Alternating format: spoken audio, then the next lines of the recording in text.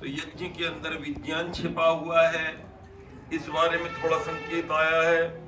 और यदि हम देखें इन मंत्रों में तो प्राणायाम आदि उत्तम क्रियाओं को करना, अपने ऊपर कंट्रोल रखना, संयम करना, इंद्रिय निग्रह जिसे कंट्रोल ऑफ सेंसेस बोलते हैं, उस पर भी संकेत आया है। इसके बाद जो राजसूय यज्ञ होता है जो चक्रवर्ती सम्राट करता है, उसका भी संकेत आया है। अलग अलग चर्चा इसमें आई है। एक दो बातें आपके बीच में रखने का मैं प्रयास करता हूं। आर्य सज्जनों, मित्रा वरुणा न जीव से, हमारे अंदर के जो प्राण और अपान वाइटल एनर्जी है हमारी, जिनको मित्र भी कहते हैं वरुण भी कहते हैं। मित्र इसलिए कहते हैं क्योंकि उसके अंदर एक तरलता पैदा होती है, एक आत्मीयता पैदा होती है। जब हम प्राणायाम करते हैं हमारे अंदर एक ओज पैदा होता है, हमारे अंदर सौम्यता आने लगती है प्राणायाम करने से।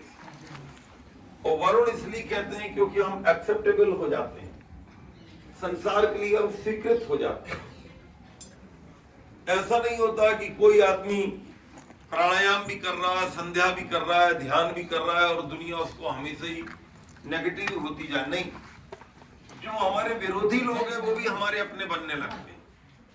बड़ा अंतर आता है आर्य सज्जनों, माइयों, भाइयों और माताओं, साधना का बड़ा फर्क आता है। एक आदमी साधना नहीं करता तो उसके अपने भी उससे दूर हो जाते हैं, और जो साधना करता उससे जो थोड़ा दूर रहना चाहते हैं, उनको पसंद नहीं करते, वो भी धीरे धीरे उसके अपने बनने लगते हैं। ऐसे इतिहास में भी उदाहरण देखने में आए, और अपने व्यक्तिगत जीवन में भी अपन देखते हैं कि कई बार हम अच्छा वातावरण, अच्छा व्यवहार करते हैं तो हमारा विरोधी हमारा प्रेमी हो जाता है। तो आदि सज्जनों, यहां पर ये जो बात आई थी, बहवसी श्रितम जीव से, ये जो हमारा प्राण और अपान है ये हमारे जीवन को प्रदान करने वाला बने। और आगे चलिए, न गव्योतिम घृतेन उक्षतम, जब आप साधना करें, प्राण की साधना करें, तो आपके अंदर थोड़ी रुक्षता आएगी। तो थोड़ा घी, दूध, मक्खन, दही ये थोड़ा सेवन करते रहना चाहिए।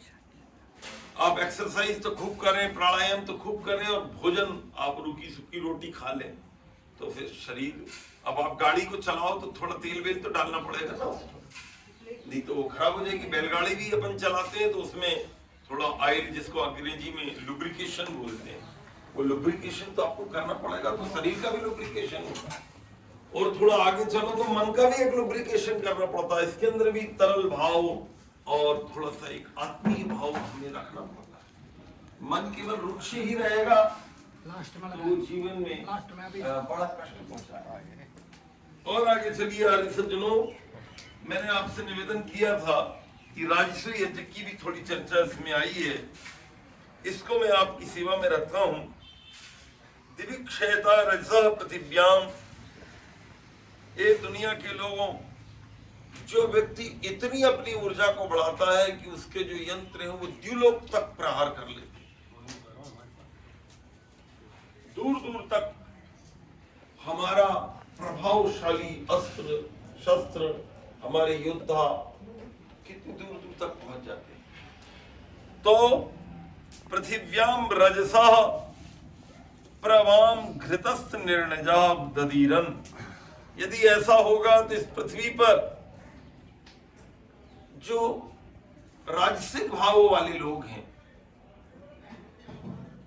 ठीक प्रकार कमांड करने वाले लोग हैं, उनका प्रभुत्व बढ़ेगा। और यदि आपने थोड़े खराब शब्दों के, आतंकवादियों के हाथ में ये सब चीजें आ गई तो आपका प्रभुत्व कैसे बढ़ेगा? आप तो अपने ही देश में अनजान बन जाएंगे, जैसी स्थितियां बन रही पूरे विश्व में। फ्रांस में जाकर देख लीजिए, इधर इंग्लैंड में जाकर देख लीजिए, और अनेक ऐसे देश हैं जहां पर, जर्मनी में थोड़ा देख लीजिए, जहां जहां हमारे एक विशेष समुदाय के लोगों की संख्या बढ़ रही है, वहां एक ढंग से अव्यवस्था सी आती चली जा रही है।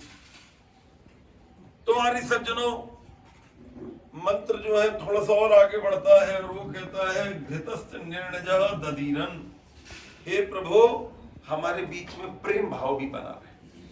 हम पूरी दुनिया पर राज करना चाहते हैं।